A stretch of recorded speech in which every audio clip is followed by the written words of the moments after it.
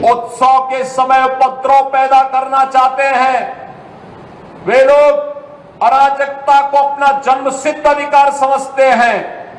उन्हीं लोगों को चेतावनी देने की दृष्टि से आज मैं बलरामपुर में भी आया हूं। यही कहने के लिए आया हूं, यही कहने के लिए आया हूं, अगर विकास में बाधक बनोगे और विकास की योजनाओं को उपद्रव और अराजकता के माध्यम से बाधित करोगे तो ये मान करके चलिए कि ये विकास पहले उनके विनाश का कारण बन जाएगा। अगर कहीं उपद्रव करने का कार्य किया तो ये उपद्रव की कीमत उनको चुकानी पड़ेगी कि आने वाली पीढ़ियां उनकी याद करेंगी। ये लोग दंगा करवाते थे, आगजनी करवाते थे, बेटी की सुरक्षा में सेंध लगाते थे, व्यापारी के प्रतिष्ठानों पर आग लगाते थे और सरकार इनका अवभगत करती थी। वह समय अब चला गया है। विकास की प्रक्रिया में बाधक कुछ तत्व ऐसे भी हैं जिन्हें विकास अच्छा नहीं लगता है, जिन्हें विकास अच्छा नहीं लगता है। वे कहीं न कहीं विकास में व्यवधान पैदा करते हैं। उत्सव के समय उपद्रव पैदा करना चाहते हैं। वे लोग अराजकता को अपना जन्मसिद्ध अधिकार समझते हैं और उन्हीं लोगों को चेतावनी देने की दृष्टि से आज मैं बलरामपुर में भी आया हूं। यही कहने के लिए आया हूं, यही कहने के लिए आया हूं, अगर विकास में बाधक बनोगे और विकास की योजनाओं को उपद्रव और अराजकता के माध्यम से बाधित करोगे तो ये मान करके चलिए कि ये विकास पहले उनके विनाश का कारण बन जाएगा। पर्व और त्योहारों के उत्सव और उमंग में अगर कहीं उपद्रव करने का कार्य किया तो ये उपद्रव की कीमत उनको चुकानी पड़ेगी कि आने वाली पीढ़ियां उनकी याद करेंगी कि कैसे होता है, क्या कीमत चुकानी होगी। बहनों और भाइयों, जो लोग आज भी, जिन्हें ये सब अच्छा नहीं लग रहा है, जो लोग आज भी किसी गलत मंशा के साथ जी रहे हैं, जो लोग आज भी ये मानते हैं कि अराजकता उनका जन्मसिद्ध अधिकार है, उनको अपनी गलतफहमी दूर कर देनी होगी। वो अपनी गलतफहमी दूर कर ले। वह समय गया जब समाजवादी पार्टी की सरकार हुआ करती थी, कांग्रेस की सरकारें हुआ करती थी। ये लोग दंगा करवाते थे, आगजनी करवाते थे, बेटी की सुरक्षा में सेंध लगाते थे, व्यापारी के प्रतिष्ठानों पर आग लगाते थे और सरकार इनका अवभगत करती थी। वह समय अब चला गया है। अब ये डबल इंजन की सरकार है। अगर बेटी की सुरक्षा पे हाथ डालने का प्रयास किया, व्यापारी के प्रतिष्ठान में आग लगाने का प्रयास किया, उत्साह और उमंग के उत्सव में कहीं पर अगर अराजकता पैदा करने का और उपद्रव पैदा करने का कुत्सित प्रयास किया तो मान करके चलिए कि ये रास्ता उनका सीधे नरक में जाने का होगा, सीधे नरक में। कुछ लोग रहते भारत में हैं लेकिन गजवा-ए हिंद का नारा लेकर के भारत के अंदर राष्ट्र विरोधी गतिविधियों को बढ़ावा देने का कुत्सित कार्य कर रहे हैं। गजवा-ए हिंद हिंदुस्तान की धरती पर नहीं होगा। भारत की धरती, ये भारत के देवीय महापुरुषों, अवतारी महापुरुषों, देश के लिए अपना बलिदान देने वाले महापुरुषों के आदर्शों से संचालित होगा। गजवाए हिंद की कल्पना करना भी और उसका सपना देखना भी जहन्नुम में जाने का टिकट का रास्ता पैदा कर देगा। अगर किसी को जहन्नुम में जाना हो तो गजवाए हिंद के नाम पर अराजकता पैदा करने का कुत्सित प्रयास करें। और छद्म रूप में जो लोग इस प्रकार की गतिविधियों में लिप्त हैं वे भी कान खोल करके सुन लें, देर सवेर छांगुर जैसे हाल तो उनके भी होने ही हैं। आपने देखा होगा, यही है ये कालनेमियों का हाल। कैसे छद्म रूप से लोगों में भ्रम पैदा हो। जलालुद्दीन ने अपना उपनाम रख दिया था छांगुर बाबा, जिससे हिंदू भ्रम में रहे, समाज की आंखों में धूल झोंक लेगा। लेकिन पापी कितना भी अपने पाप को छुपाने का प्रयास करेगा, उसका पाप का समय तो पाप का घड़ा भरना ही भरना है। और पाप का घड़ा भरेगा, इस धरती माता उसको कभी बर्दाश्त नहीं कर पाएगी। और छांगुर जैसे दुष्कर्मियों और राष्ट्रद्रोही तत्वों के द्वारा छद्म रूप से यही कार्य बलरामपुर की धरती से करने का प्रयास हो रहा था। हमें सतर्क होना होगा।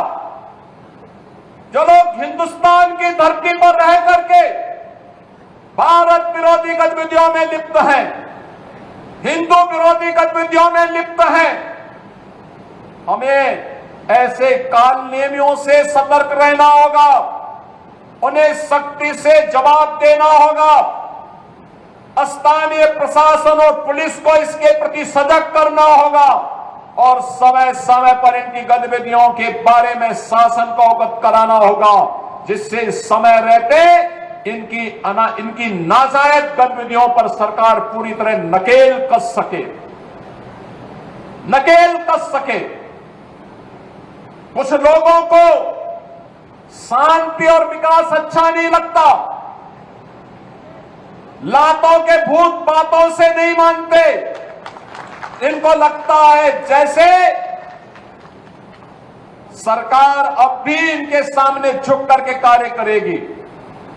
सरकार का पहले दिन से, डबल इंजन की सरकार का पहले दिन से ही यह निर्णय है कि अपराध और अपराधियों के प्रति, गद्दारों और देशद्रोहियों के प्रति सरकार जीरो टॉलरेंस की नीति के तहत कार्य करेगी।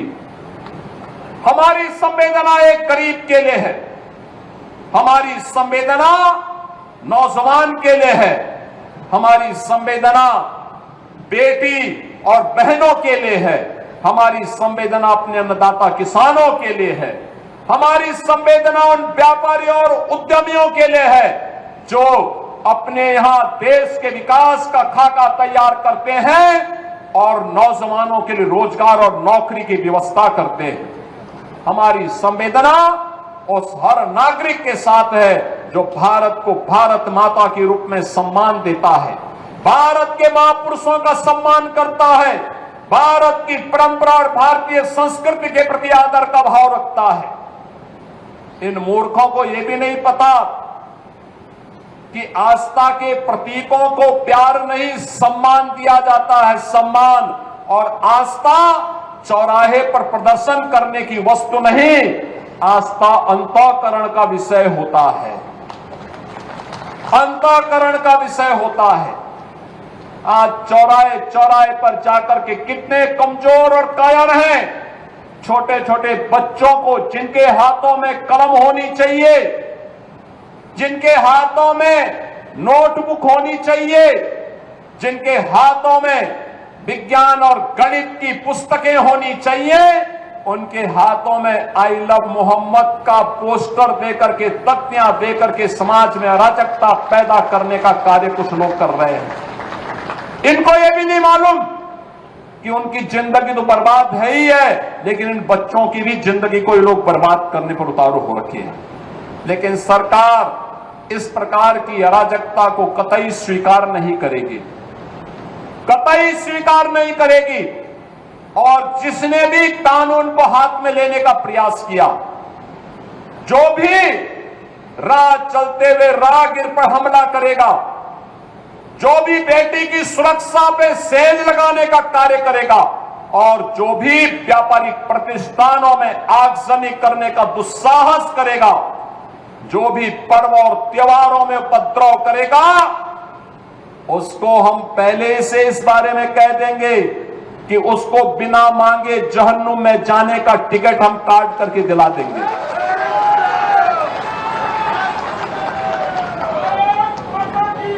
इतना पर्याप्त होगा उसके लिए। यह अराजकता स्वीकार्य नहीं। विकास में हर व्यक्ति की भागीदारी जब सुनिश्चित की गई है, गांव गांव का विकास हो रहा है, कल्याणकारी योजनाओं में बिना भेदभाव के शासन की योजना का लाभ उपलब्ध करवाया जा रहा है, बिना भेदभाव के युवाओं को नौकरी और रोजगार उपलब्ध करवाया जा रहा है, तो फिर यह अराजकता कैसे? कुछ चंद लोगों को माहौल खराब करने की छूट नहीं देनी चाहिए। ये वही लोग हैं जिन्होंने उत्तर प्रदेश की भ्रष्ट सरकारों के साथ मिलकर के उत्तर प्रदेश के सामने पहचान का संकट खड़ा किया था। ये वही लोग हैं जिन्होंने उत्तर प्रदेश को बीमारू राज्य बना दिया था। ये वही लोग हैं जिन लोगों के दंगों के कारण प्रदेश में कोई निवेश नहीं आता था, कोई उद्योग नहीं लगता था, कोई विकास का कार्य नहीं हो पाता था। और आज पिछले 8.5 वर्ष के अंदर उनकी मंशा सफल नहीं हुई। अब नए नए तौर तरीके अपनाने का कार्य कर रहे हैं, लेकिन याद रखना, उनको याद रखना होगा, वे जितना सोचते हैं उससे ज्यादा हमारी पहले से तैयारी रहती है। और जब भी दुस्साहस करेंगे ऐसे ही पिटोगे जैसे बरेली के अंदर पीटे गए हो।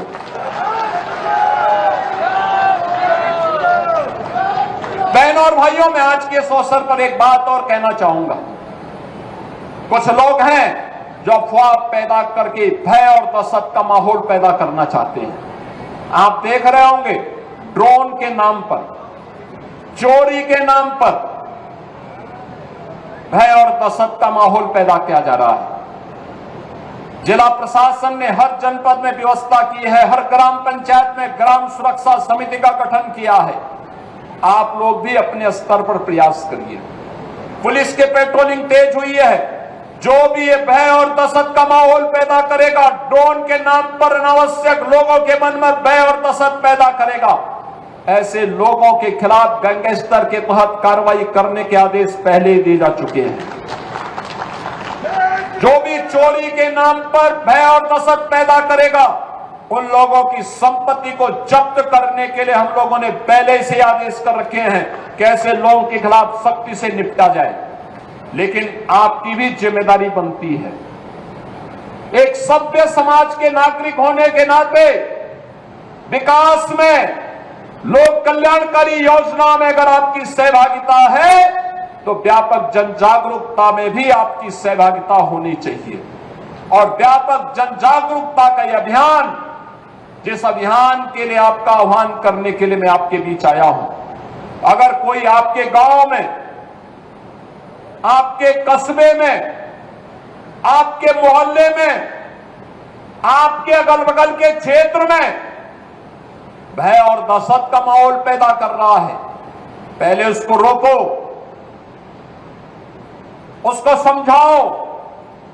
अगर नहीं मानता है तो प्रशासन को बताओ, प्रशासन अपने आप ही उसको ठोकने का कार्य कर देगा। आपको उसमें चिंता करने की बात नहीं है। आप चुपचाप बताइए, बाकी का इलाज हम स्वयं कर लेंगे। हमें लव जिहाद और धर्मांतरण जैसी राष्ट्र विरोधी गतिविधियों के प्रति सतर्क रहना होगा।